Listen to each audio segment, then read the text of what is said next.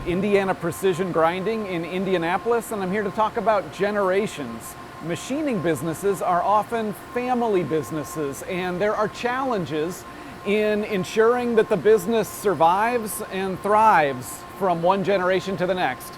So Dave Cox is the president and the second generation owner of this business that does centerless grinding, OD, ID grinding, surface grinding, even double disc grinding and universal grinding.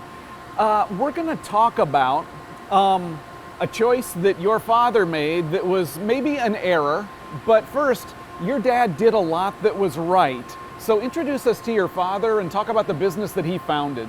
My father, Bill Cox, founded this company, Indiana Precision Grinding, initially as Centerless Grinding Company in 1975. My father was a journeyman tool and die maker who worked in multiple shops around Indianapolis.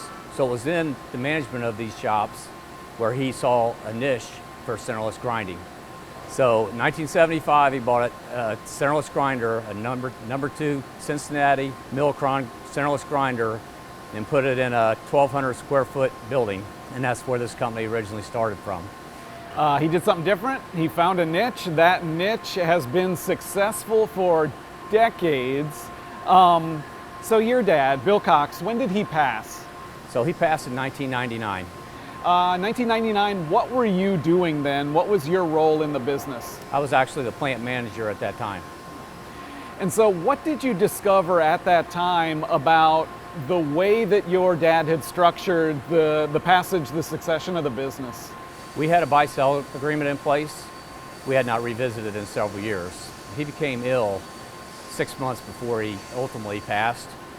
The way that our buy-sell agreement is that I would take over the management and the presidency of the company and begin to run it immediately.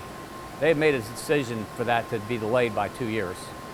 And I prepared myself by spending a lot of time with my customers, a lot of also family-owned machine shops, understanding how they did their transitions, understanding how they did business planning, how they involved other members of the family doing business planning. I had my stepmother here.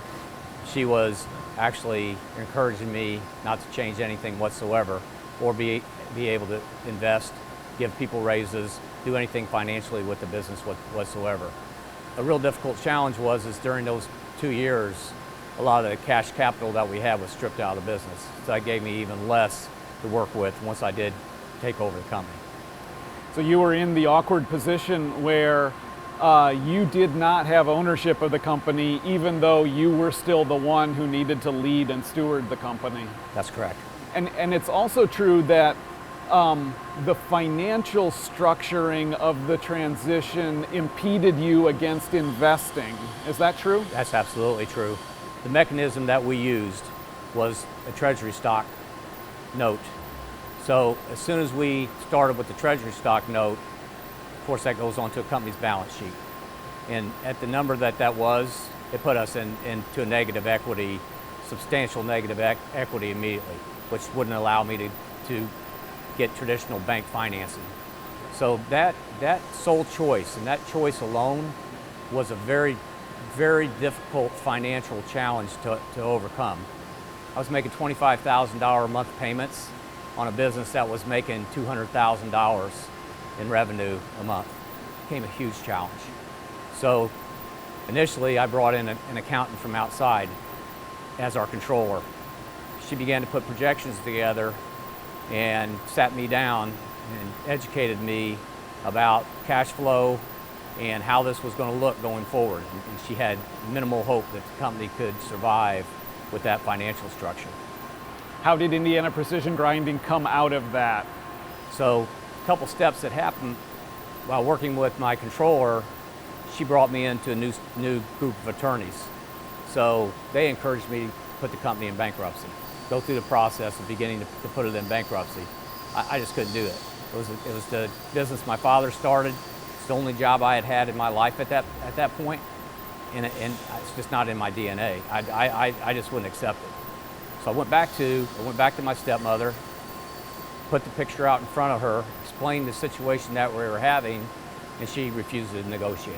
because of this situation, I had a great relationship with my stepmother prior that turned sour and was really ruined by this. So it was a difficult relationship for me to navigate around.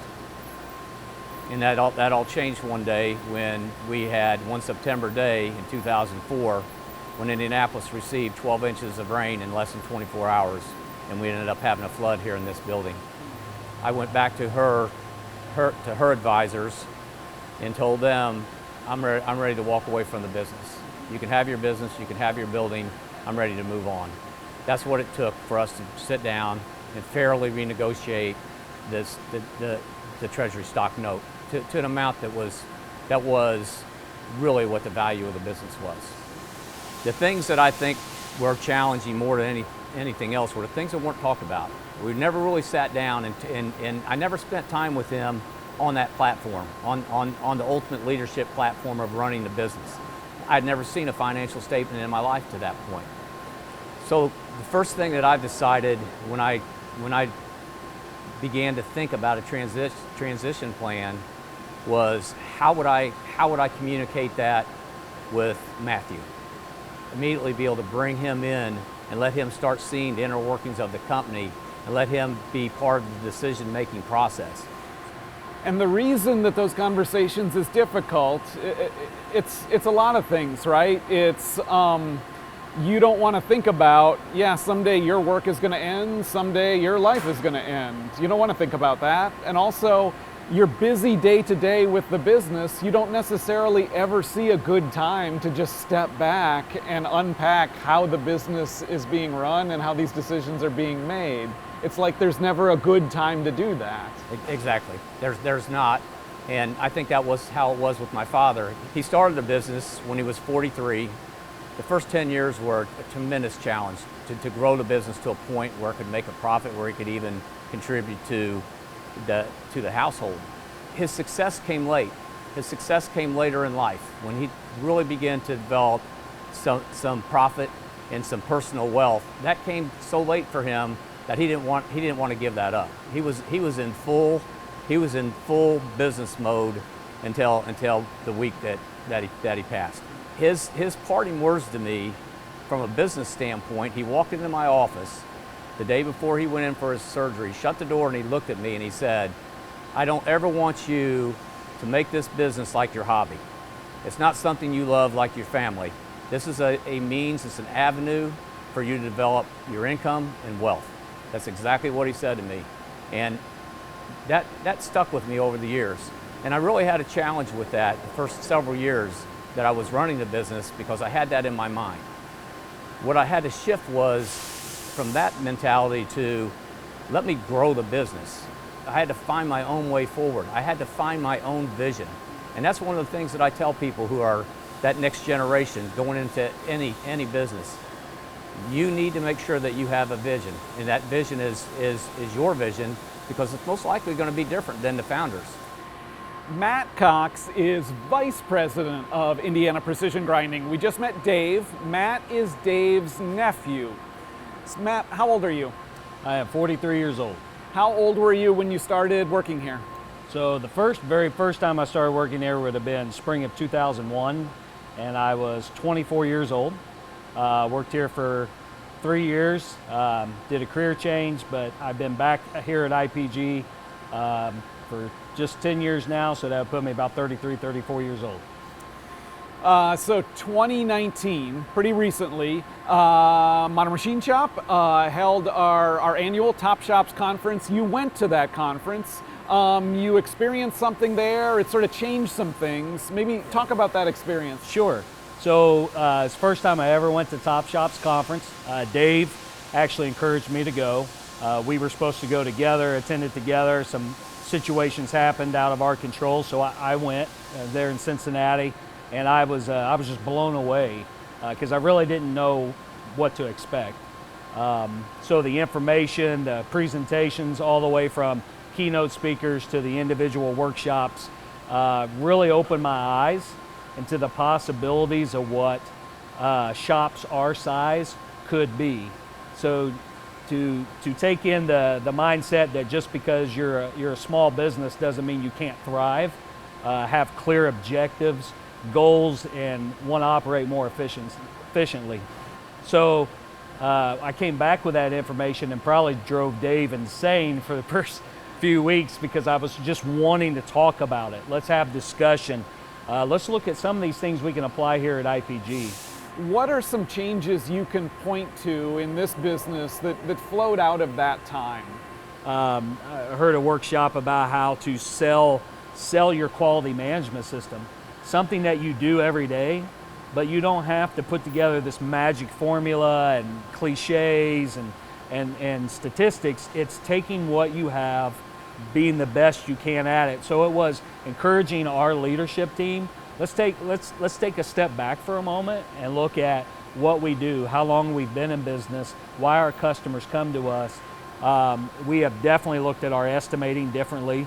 Do we need to become more detailed in it, or do we need to pull away from some of that detail? Do customers just want price and delivery, or do they really need the technical detail? How can we shift that to more engineering type conversations? So it gave us a perspective. It gave us to take a look at looking at our current ERP system. Are we using it the way that we should? So it was kind of a revelation, so to speak. So your family's business has always been about grinding.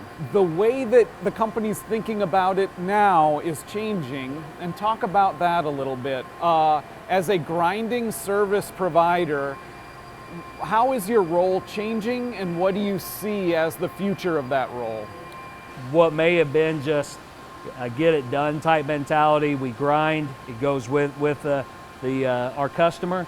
Now it's what kind of support can we offer from quality, documentation, perfecting our grinding capabilities, our inspecting methods. We are growing more into a company, into a full-blown service provider to strengthen our customer base, to become that partner, like we're your own private grinding house. So this business, founded by your grandfather, it was led through some difficult times by your uncle. And now as you look around the company, and you see how it's continuing to develop today, what is distinctive about this business? What are you particularly proud of today? The experience we have here at IPG, I feel second to none. So it's building off of that. It's just not handing an order to one of our precision machinists to process. But this is a precision machinist that has 20 plus years experience, who's very comfortable with his machine, is very comfortable inspecting the part. It's taking that type of skill set that we have in our men and allowing them to thrive. Also creating and implementing our values to who we are and not losing track of that, to make sure the atmosphere is always professional. That we are thriving in a teamwork type environment. Not being afraid to embrace things that we aren't doing now. I think one thing of working with Dave, he and I have always strived to look at that. Don't ever be quick to say no to an opportunity if we don't have what it takes to do it. Let's see what it may take for us to do it. So just because we're not doing it in 2020 doesn't mean that we may not be doing it in 2021.